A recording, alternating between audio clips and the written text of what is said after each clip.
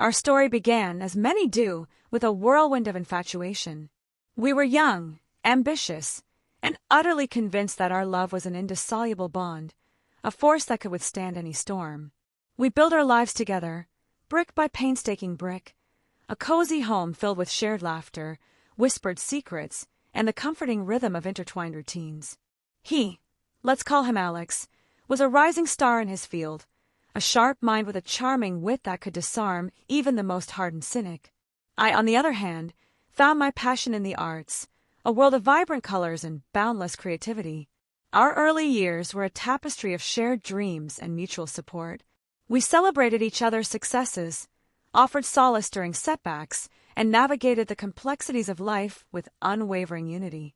There was a sense of unspoken understanding between us, a silent language of shared glances and gentle touches that spoke volumes. As time passed, our lives settled into a comfortable rhythm. We had our routines, our favorite restaurants, our shared hobbies.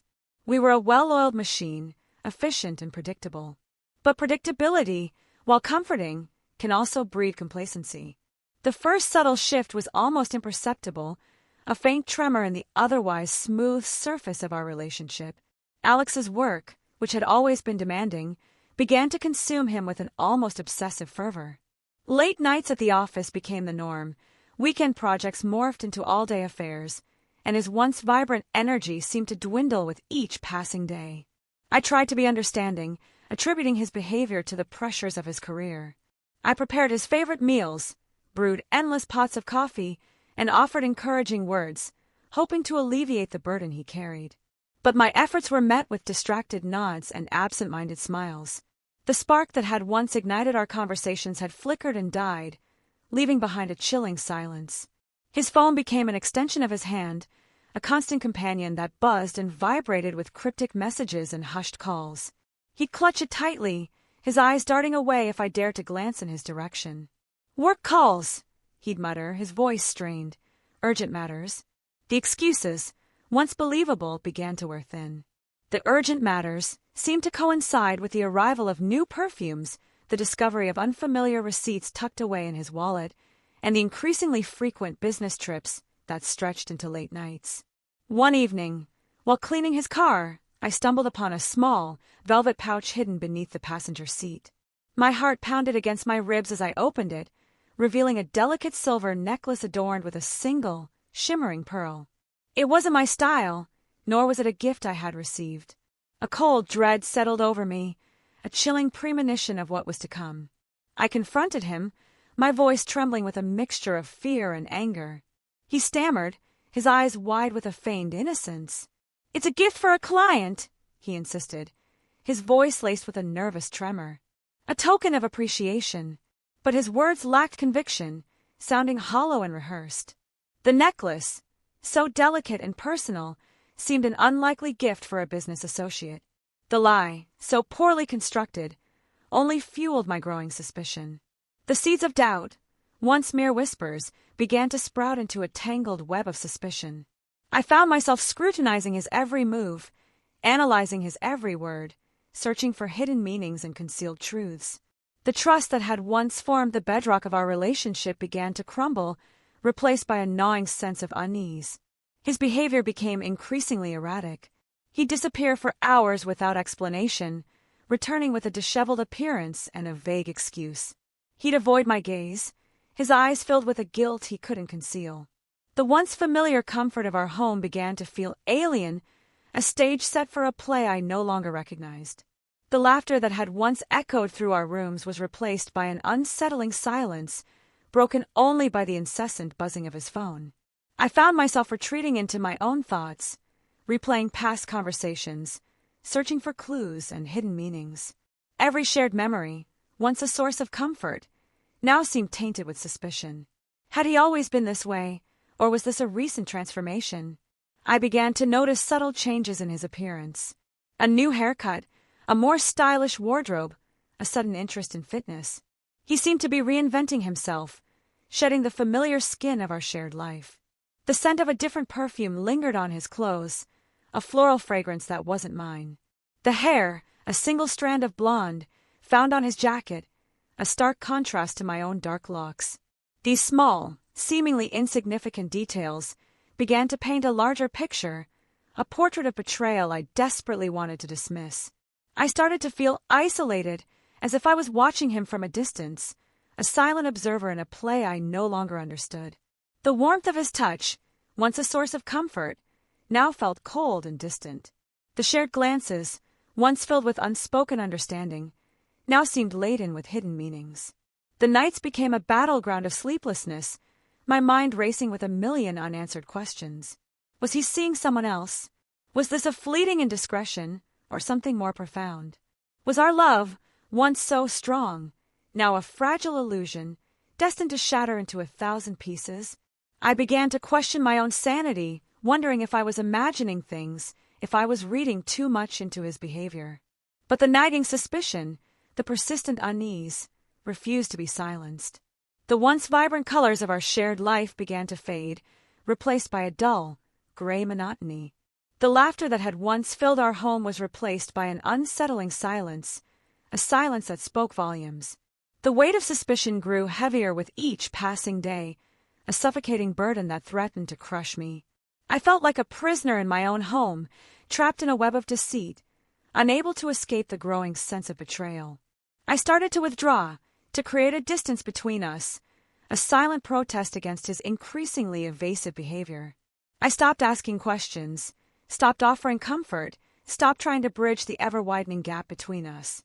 The silence grew, a deafening roar that filled every corner of our home. The unspoken accusations hung in the air, thick and heavy, like a suffocating fog. I was trapped in a limbo of uncertainty, suspended between denial and acceptance. The love I once cherished was now a source of pain, a constant reminder of the trust that had been broken. And so, the whispers in the quiet began to grow louder, morphing into a chorus of doubt and suspicion, a relentless reminder that something was terribly wrong.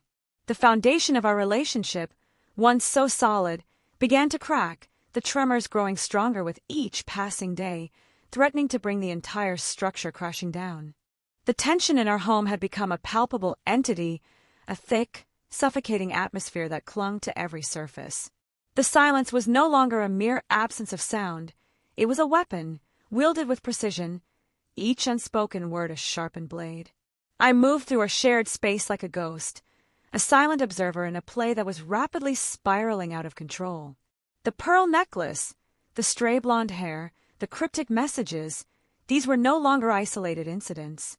They were pieces of a puzzle that, when assembled, revealed a picture I desperately wanted to deny.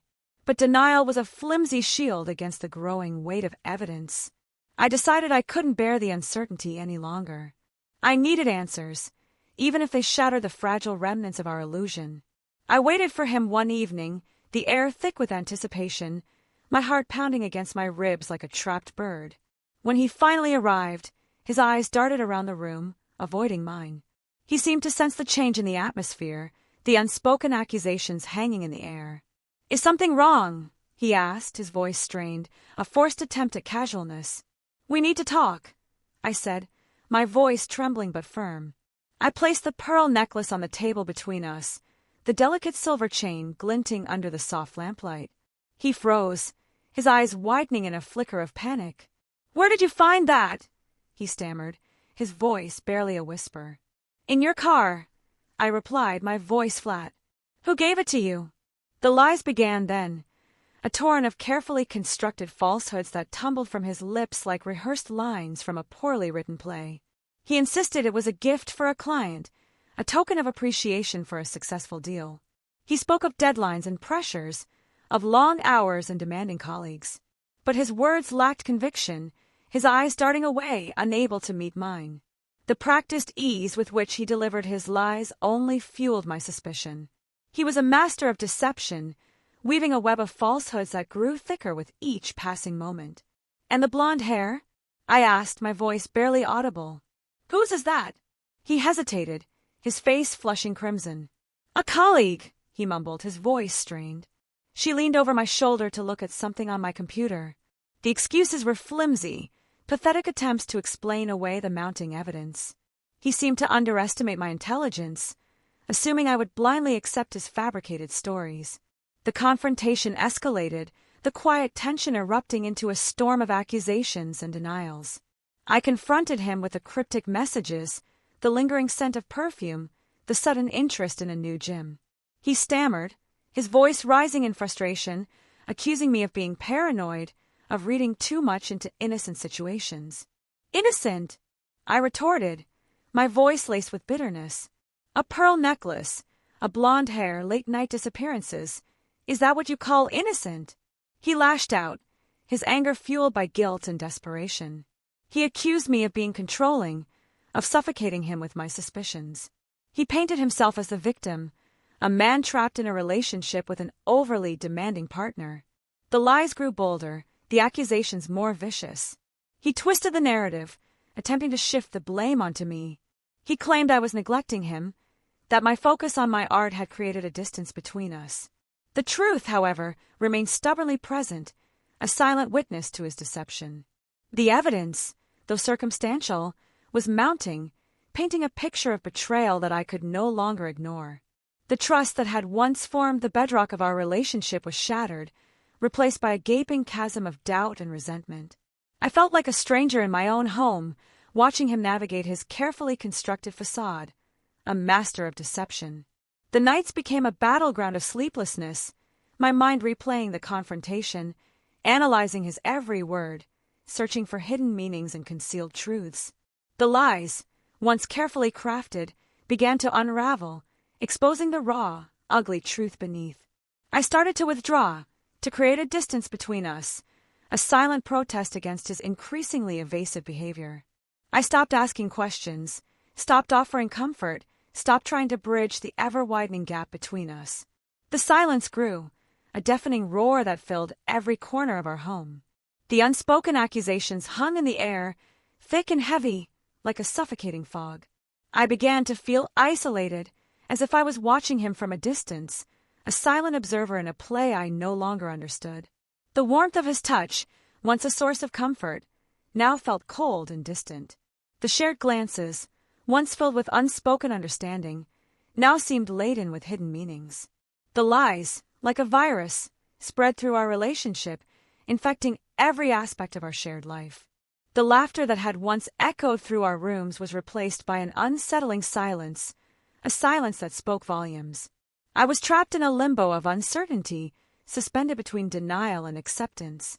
The love I once cherished was now a source of pain, a constant reminder of the trust that had been broken. He continued to deny any wrongdoing, clinging to his fabricated stories with a desperate tenacity. He seemed to believe that if he repeated the lies often enough, they would somehow become the truth. But the truth, like a persistent echo, refused to be silenced. The evidence, though circumstantial, was mounting, painting a picture of betrayal that I could no longer ignore. The confrontation had shattered the fragile remnants of our illusion, exposing the raw, ugly truth beneath. The lies, once carefully crafted, were now unraveling, revealing the gaping chasm of betrayal that had opened between us. The air in our home grew heavy with unspoken accusations and simmering resentment. The once vibrant colors of our shared life began to fade, replaced by a dull, gray monotony. I felt like a prisoner in my own home, trapped in a web of deceit, unable to escape the growing sense of betrayal. The trust that had once formed the bedrock of our relationship was shattered, replaced by a gaping chasm of doubt and resentment. The unraveling threads of truth and deception were leading us down a path of inevitable destruction. The lies, like a poison, were slowly eroding the foundation of our love, leaving behind a bitter residue of betrayal and regret. The divorce proceedings were a brutal, drawn-out affair, a legal battleground where the remnants of our shattered lives were dissected and scrutinized. Every shared memory, every whispered promise, was now twisted into a weapon, wielded with ruthless precision. The lawyers, like vultures circling a carcass, picked apart the remains of our relationship, searching for any advantage, any leverage. The lies he had so carefully constructed during our confrontation now formed the foundation of his legal strategy. He painted me as a manipulative, controlling partner, a woman driven by jealousy and suspicion. He claimed I had driven him away with my constant accusations, my relentless scrutiny. The truth, however, had a stubborn way of surfacing. Witnesses came forward, friends and colleagues who had observed his increasingly erratic behavior, his late-night disappearances, his whispered phone calls. The evidence, though circumstantial, began to paint a different picture, a portrait of a man consumed by deceit. The legal battles raged on, fueled by bitterness and resentment. The once familiar comfort of our shared life was now replaced by a chilling sense of animosity. Every encounter, every exchange, was laced with venom, a constant reminder of the betrayal that had shattered our world. The financial aspects of the divorce were particularly contentious. He attempted to conceal assets, to minimize his contributions, to leave me with as little as possible. The bitterness that had poisoned our relationship now seeped into every aspect of our lives, tainting even the most mundane details. The emotional toll was immense. I felt like a ghost, a shadow of my former self, adrift in a sea of grief and anger. The laughter that had once filled our home was replaced by a deafening silence, a silence that echoed the emptiness within me. But amidst the wreckage, a flicker of resilience began to emerge. The pain, though agonizing, became a catalyst for change, a driving force that propelled me forward. I began to reclaim my life, piece by painstaking piece. I poured my energy into my art, channeling my pain and anger into vibrant canvases that reflected the turmoil within me. My work, once a source of joy, now became a powerful expression of my inner strength, a testament to my ability to rise from the ashes of betrayal. I surrounded myself with supportive friends and family, people who offered solace and understanding, who helped me navigate the treacherous waters of divorce. Their unwavering support became a lifeline, a beacon of hope in the darkness. I began to rediscover myself, to reconnect with the passions and interests that had been overshadowed by the demands of our relationship. I took up new hobbies, explored new avenues of creativity, and embraced the freedom that came with being single. The concept of revenge shifted. It wasn't about inflicting pain or seeking retribution. It became about reclaiming my life, about proving that I was stronger than the betrayal that had shattered my world. It wasn't about dragging him down, but about lifting myself up. I focused on my own growth, on healing the wounds that had been inflicted. I attended therapy, seeking guidance and support in processing the trauma of the divorce. I learned to forgive, not for his sake, but for my own. I began to build a new life, a life that was independent and fulfilling. I focused on my career, my art, my friendships, and my own well-being. I embraced the solitude, finding peace and contentment in my own company. The divorce, though agonizing, became a turning point, a catalyst for transformation. I emerged from the ashes of betrayal, stronger and more resilient than ever before. I learned to trust again, to love again, but with a newfound sense of self-awareness and discernment. My revenge was not a dramatic act of spite. It was a quiet, powerful act of self-preservation. It was the act of building a life so fulfilling, so vibrant, that his actions became irrelevant. It was the act of proving that his betrayal did not define me. I began to travel, exploring new cultures and landscapes, embracing the freedom that came with being unburdened by the weight of a broken relationship. I immersed myself in new experiences, expanding my horizons and broadening my perspective. My art flourished, reflecting the newfound sense of liberation and empowerment. My work became a symbol of resilience, a testament to the human spirit's ability to overcome adversity. I found joy in simple things, in the beauty of a sunset, the warmth of a gentle breeze, the laughter of friends. I learned to appreciate the present moment, to savor the small pleasures that life had to offer. The scars of betrayal remained, but they no longer defined me. They became a part of my story, a testament to my strength and resilience. I learned to embrace my past, not as a source of pain, but as a source of wisdom and growth. I built a life that was rich and fulfilling, a life that was defined by my own terms. I surrounded myself with positive influences, with people who uplifted and inspired me. The divorce, though a painful chapter in my life, became a catalyst for transformation. I emerged from the ashes of betrayal, a phoenix rising, stronger and more resilient than ever before. My revenge was not a dramatic act of spite, but a quiet, powerful act of self-preservation. It was the act of building a life so fulfilling, so vibrant, that his actions became irrelevant. It was the act of proving that his betrayal did not define me. I rebuilt myself, better than before. I learned that true strength lies not in seeking retribution, but in embracing resilience, in finding joy amidst adversity, and in building a life that is authentically your own.